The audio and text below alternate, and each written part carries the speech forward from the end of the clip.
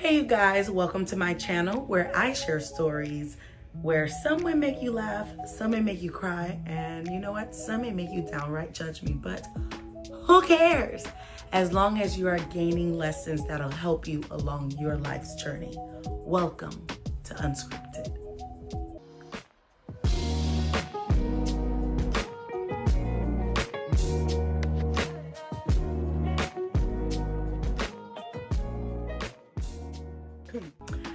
All right, you guys, so I was thinking about some of my previous episodes and the various topics that I have discussed and some of the stories that I've shared.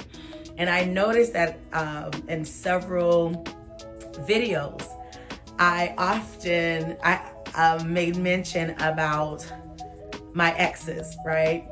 And how much they weren't necessarily good people. They for sure weren't good boyfriends. And really what made them not necessarily good, it wasn't just, in many cases, the cheating. It was they did not live up to their representative. Because you have to understand, most of the men that I've dated, they were men of God. They were, and I'm talking about, titles and so forth, right? They had positions and so forth. And unfortunately, while yes, men in church are human, which means that they are prone to make mistakes. There's a level of expectations that comes with being someone who supposedly is following Christ, who supposedly want to reflect him and how he lived in terms of his character, in terms of integrity. So yeah, there's a higher expectations for believers. Whom much is given, much is required. So if you're saying that or you're portraying yourself as someone who is very much spiritually in tune with God, yeah, there's going to be certain expectations that I'm going to have of you. I'm not going to expect for you to lie, steal, cheat, and all that other stuff. That's what the devil came to do. He came to steal, kill, and destroy. So I'm not expecting that from a child of God. Again, not expecting perfection, but I'm expecting some things that must be innately in you, whether it's integrity, whether it's a measure of transparency, honesty. I expect these things from the guys. I don't expect them to sneak around, to be liars, to put me down, etc. Now, I cannot fully blame them because apparently I had a type, right? Apparently I was attracted to these type of men. So that also said some things about me. So I had to learn that the hard way. Maybe I was gullible. I don't know. Maybe, while I may be book smart, some may call me a nerd. And yeah, I had some street smart, especially considering, how I was raised. When it came to relationships, I was just stupid. And I just had to be honest with that. I had to be honest with myself concerning that. Some of the mistakes that I've made or some of the decisions that I made, I was just not smart or wise with that. One of the things that I was not wise in is that I constantly ignored the red flags. While in terms of personality and characteristics, these men projected certain things, early on within the relationship, I noticed that, you're not really who you claim to be or who you try to portray yourself to be. But I looked at the potential of a man. And I started making the excuses for him, justifying his actions. And so I had to learn that, look, it just wasn't wise. It just wasn't wise. I hurt myself. I lost a part of myself by conforming conforming to these types of behaviors towards me. So much so that I started to think that it was acceptable. I started to think that, hey, it was acceptable for a guy to cheat on me. It was acceptable that if I wasn't doing certain things, for, him to get whatever he wanted elsewhere. But again, I have grown so much because I've done the work. But that's not even really what I want to talk about today. What I noticed in all that, I'm here acting as if I was all innocent, as if I did not ever cheat on a man. And quite frankly, as I grab my cup of coffee con leche, you guys know I love me my coffee. But, and I don't even want the lid today. But when I thought about it, listen, I was trifling and from a young age. Hey guys, did you know that I am a 7-time published author? Well, today I would like to feature 2 of my books. The first one is Out of Order, a practical guide to organization. This book here is actually a workbook that is designed to help you reach your goals and to maintain or develop work-life balance. If you're like me, you wear multiple hats and you're just trying to figure out how in the world you're going to get it done, where this book actually will guide you through the process. This book is available on Amazon, and of course, use my pen name, Dina. The second book that I would like to highlight tonight is Kindness is Power. This book is the book that made me a #1 Amazon bestseller. It is a children's book. Now, as a school principal, I know the importance of this topic. I have seen students experience bullying and other negative feedback and behavior from people. And so teaching them the power of being kind is very much needed. So this is a really good read for your little ones, and it also helps them to know how they can stand up when someone is not kind to them. Again, this book is also available on Amazon. Pick up your copies of Kindness is Power and Out of Order, right here, Out of Order, a practical guide to organization. Now back to our show. Okay, this is very hot. Even blowing it, I'm like, ooh.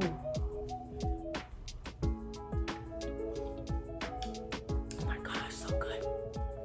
But even at a young age, I can recall I being a cheater, and that's what I want to talk about. So let me kind of give you a little bit of a context. So the guy that I cheated on, I'm going to call him Ronald, okay? Ronald was such a good guy. Like besides my fiance, who is amazing, right? Ronald was probably the best boyfriend I've had, period, okay? Besides my fiance, Ronald was probably like second best. And I've known Ronald since I was a kid, since elementary school, right? And he lived in my neighborhood. He was not the most attractive. He straight up was like stocky, like Debo looking type of dude.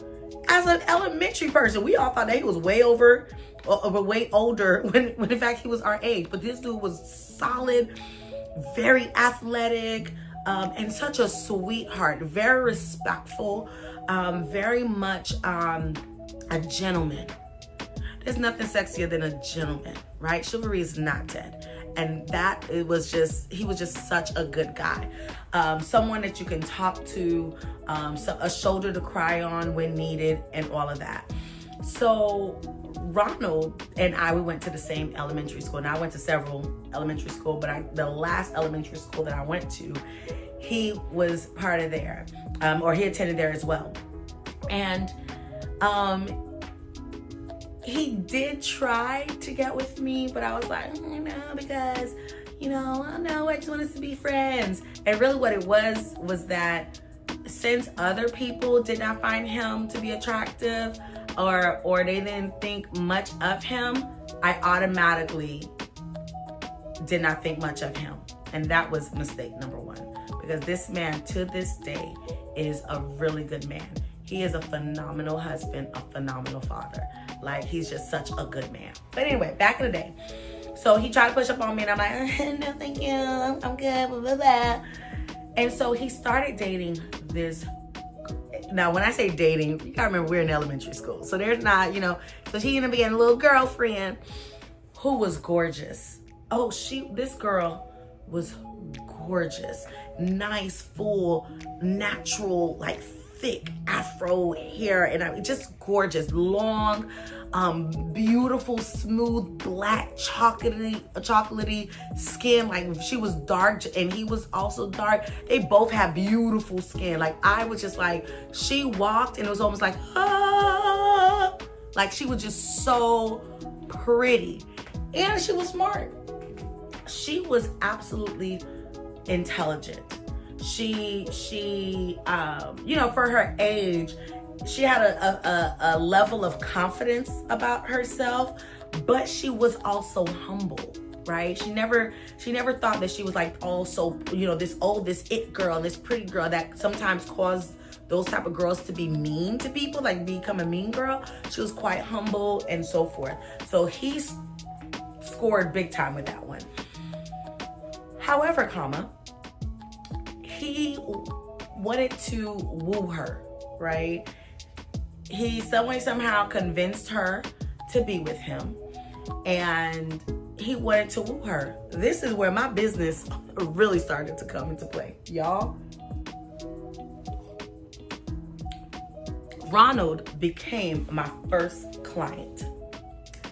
So here's what he did. He wanted to impress her, but he wasn't a strong writer. And I've always been pretty much good with my words. I love to write. I love to read. And so he said, Ann, I really want, could you please write me this love poem for her? I really want her to know how much I really do care for her, how beautiful she is. And he gave me all the rundown of everything that he wanted her to know. So for $1, I wrote a love note with his voice, made sure that it wasn't all that you could tell that or it gave the impression that he was the one that wrote it. So I wrote it and I gave it to him, and he would rewrite it in his own handwriting and give it to her, and she melted. Oh, Ronald, oh, Ronald. Oh my God, she loves me. And of course, she's telling all the friends, and I'm just there's a smirk on my face, because I'm like, I did that. I got $1. Because back in the day, the small bags of chips was only 25 cents. So could you imagine? I got myself a little four little bags of chips. Now, I didn't have to use my mama's food stamp. I was able to get my little chips. And as a 4th and 5th grader, that was a lot back in the day. Now, that's a joke. So the mistake that Ronald made was that he told his friends. And the problem with his friends was that they talked too much. Now, it was good for me because suddenly my clientele increased, right? Referral. So his friends wanted me to write poems and letters and this and that. And it was almost like on a daily basis. And so I started charging a little bit more for the work. And I have packages. I'm like, you could have your standard letter package, you can have your poem package, or you can have a combined package of letters and poems. I was on it, okay? I was on it. Turnaround time was on point and everything. Great customer service, confidentiality. No one knew the who's and the what's, etc. I was running my business and I was just a youngin', right? However, it started to become a lot. And there's but so many times you can say the same thing. Because while the boys were talking to each other, so were the girls. So the girls were comparing notes. Like, oh my gosh, look what Ronald gave me. Oh my gosh, look what James wrote me. Oh my gosh, Peter's just awesome. Okay? So I had to keep up. I had to keep up with the demands. I had to, there was but so many synonyms I could use, etc. So what I started to do, I started to use the Song of Solomon to write these poems and these letters. Let me tell you something. I'm grown, okay? Grown. And I've experienced some crazy things in my life. And the Song of Solomon still makes me blush from time to time. I'm like, woo, yeah. They were very much into each other. Right? And so I used some of those scriptures and modernized it. So of course I want to say, oh, your teeth is white as the sheep, right? I would probably say something like, your smile brightens up the room every time your smile brightens up the room and transports me to heaven. Y'all, it's been forever since I've written anything like that, so I'm rusty. But back then, that's actually how I would write. And so I would take the scriptures and I would rephrase it in such a way that was at their level, that sound good, and it was relatable. And so I did that for quite some time. But then, again, the boys started to talk. And it went from my fifth grade class to fourth grade. It was going around that, hey, if you want a letter, if you want a poem, whatever, talk to Anna. So then it came to the point that the girls ended up finding out. The boys got in trouble. Like, oh, this wasn't even from you, and blah, blah, blah, blah. So they were offended and so forth. And so my 3 to 4 week business shut down. And so I started doing people's homework. Either way, I was going to get paid, okay? Because what I did with the proceeds, when I started buying chips, I was like, I could double my money. So I would buy chips, buy some blow pops, and sell them for 50 cents. Because the blow pops were 15 cents at that time. Chips were 20, 25 cents. So I would sell chips for 50 cents. People were trying to sell them for $1. I'm like, nah, bruh, 50 cents, come over here. I was a chip girl.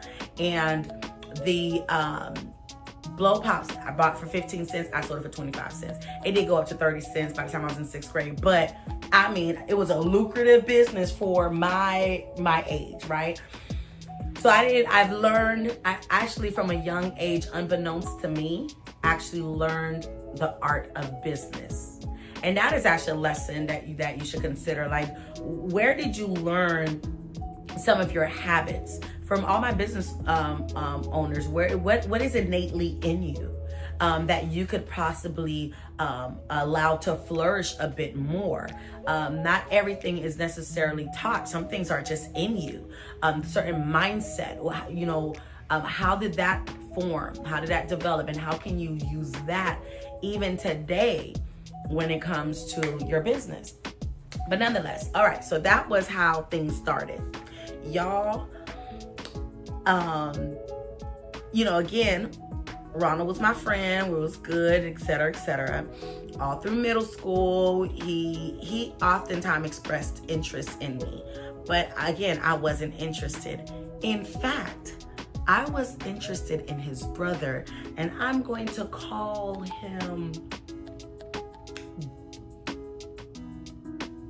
Johnson, yes. So I was actually interested in his brother. Not that his brother treated me well, not that his brother was the kindest or whatever. The issue is that the brother was fine to all the girls.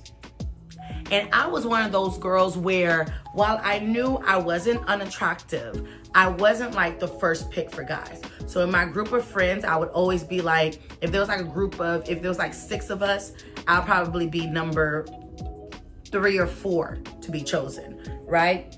And that irked my nerves. That really did irk my nerves. Because I'm like, why am I never anyone number 1? Okay, talk about self-esteem. Work on that. But anyhow, so the fact that Johnson actually started showing interest in me. He being so popular, he being the one that all the girls were swooning after. Listen, I was so flattered. I was so flattered by that, despite the fact that, like I said, he wasn't the kindest. The way he talked to me, sometimes he would talk down to me, but I was just like, oh my God, no, it's Johnson, it's Johnson, oh my gosh. But everyone else accepted him. Everyone glossed over the good guy, just because he wasn't the most physically attractive person, to go to the guy that was just the jerks of all jerks. By 8th grade, I was like, you know, this guy is such a good guy. He asked me to go to the 8th grade dance, which at that time, it was actually held after school. So I didn't even need to get my parents' permission because I was always like in clubs, band, and whatever. And so he asked me to go, and I was like, sure, why not, right? I had another guy that had asked me, and it would have been too obvious, you know, why I would go with him. But I was like, no. Ronald asked me first, and he was so kind. He gave me, I'm not a fan of flowers, but he gave me flowers, and he knew I love panda bears. So he gave me, he knew I love pandas. So he gave me a stuffed panda, and he asked me to go to the 8th grade dance with him. I said, sure. I went there, and you know what, guys? I had a blast with him. He semi could dance, but made it work, right? Like he was just so the protector. I like big guys. I like feeling like I'm so protected and so forth. Like, you know, he was it. And since that day, he was like, hey, I really like you. And I would really like for us to be together. And you know what? I was like, sure, why not? It ain't like I was dating anybody else. I was like, sure, why not? And that's how we started talking to each other. And when we got to high school, I started off going to, because I went to several high schools, but I started going off to one high school. He ended up going to another high school.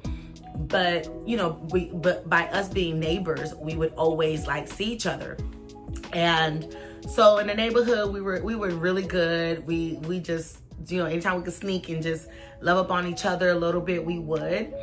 However, I constantly was getting caught with him, with his mama, right? His mom would always catch us.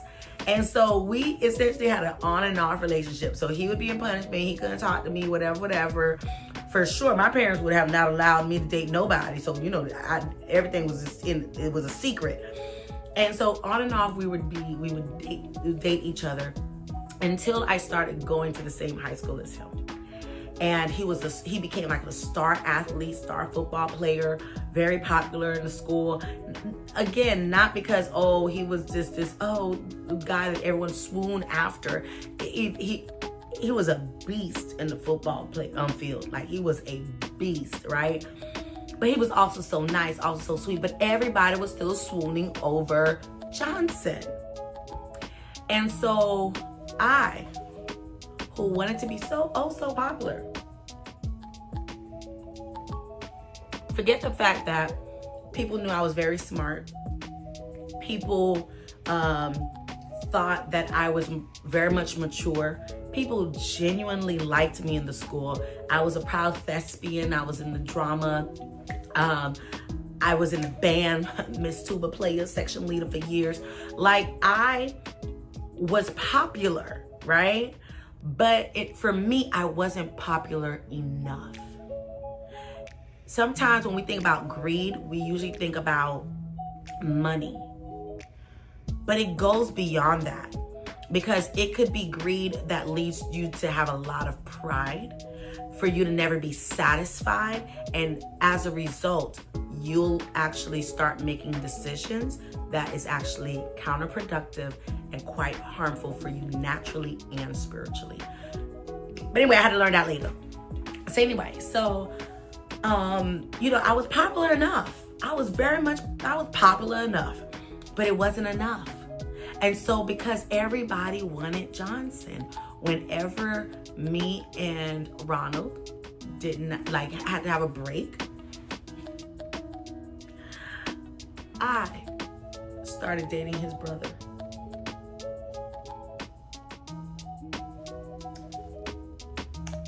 I'll say that again. Being on my trifleness, whenever me and Ronald weren't together, I started to date his brother. And that happened one night. I was in front of my house, and he wanted to go take a walk. And I said, sure, let's go walk. Like up and down, but it can't be long because, I don't want my parents to realize that I'm missing. So we could walk up and down the street. So we're walking. We actually walked around the block. And once you go the other block, there's like this little dark area, right?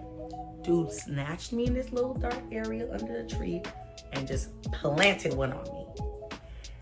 And my stupid self just went with it. I was like, oh my God, Johnson is kissing me. Oh my gosh.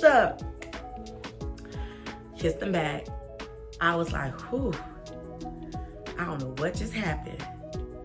Oh my gosh. I can't believe that I just did this with Johnson. Didn't even think of Ronald.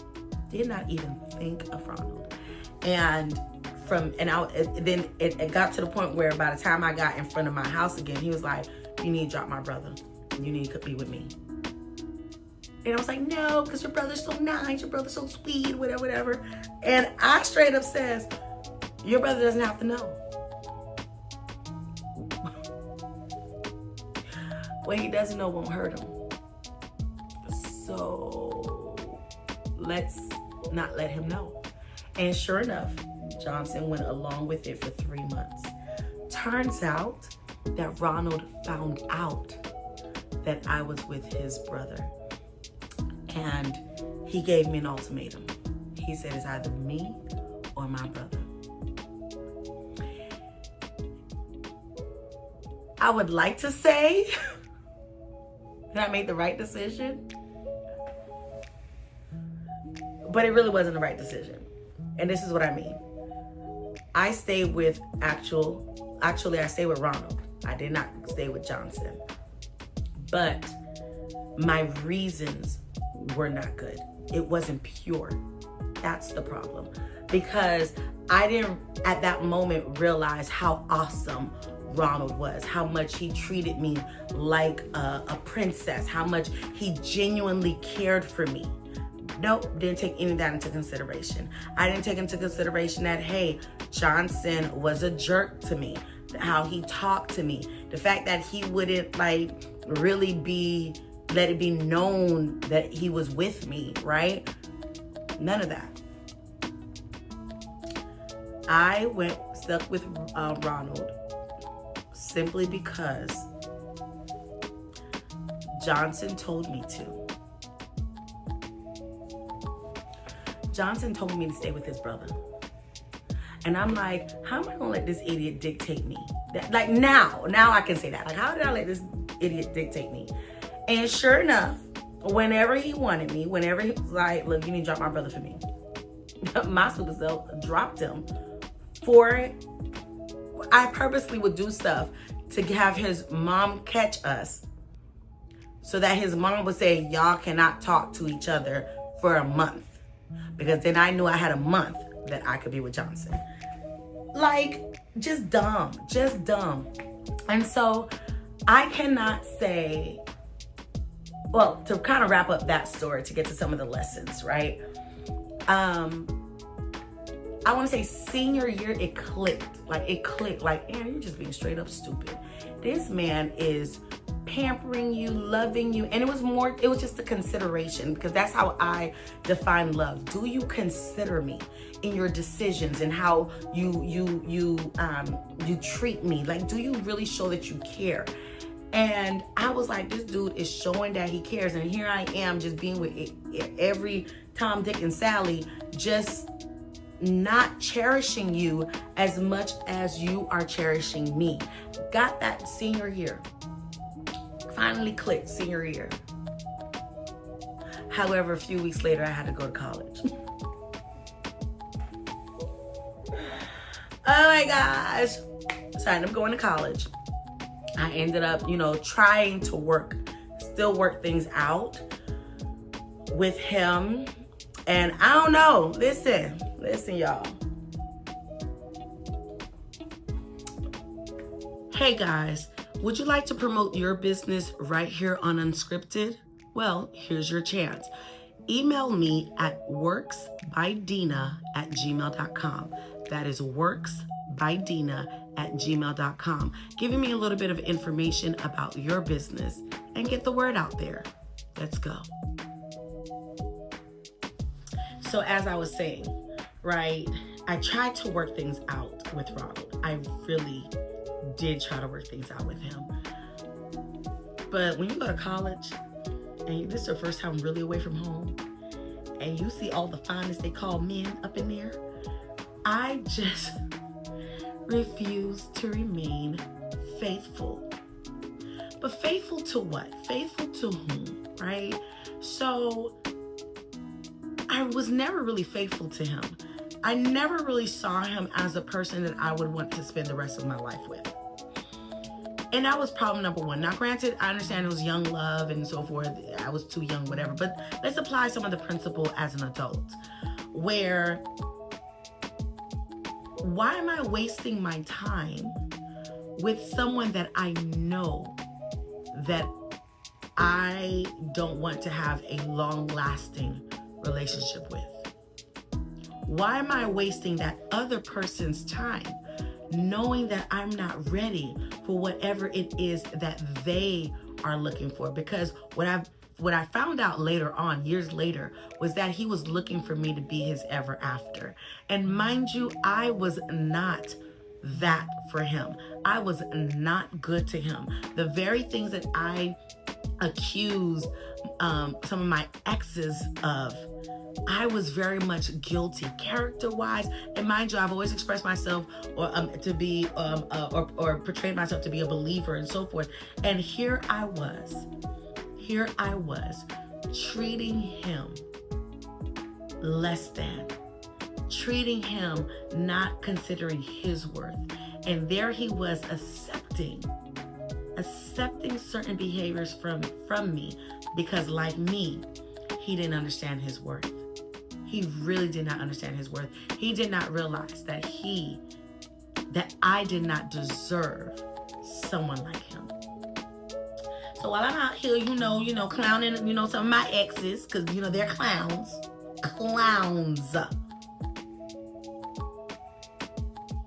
And I hope some of you guys are watching. Clowns.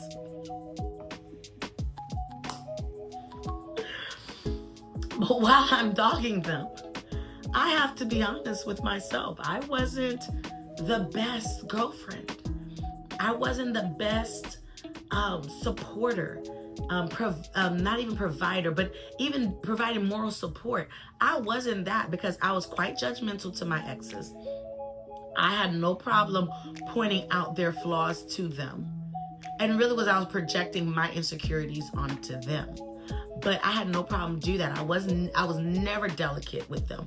I would say that my fiance is for sure getting the best side of me. Best side of me. Love that man. Love that man. But what has helped me is that I now know my worth. I know what I bring to the table. I know my deal breakers. I know that there are certain things that I will not ever accept from a man, accept from anyone. And that's primarily because I know my worth. And because I know my worth, I project or demonstrate how I want to be loved, just like my fiance demonstrates how he wants to be loved. And when you are on one accord, it makes for a beautiful relationship.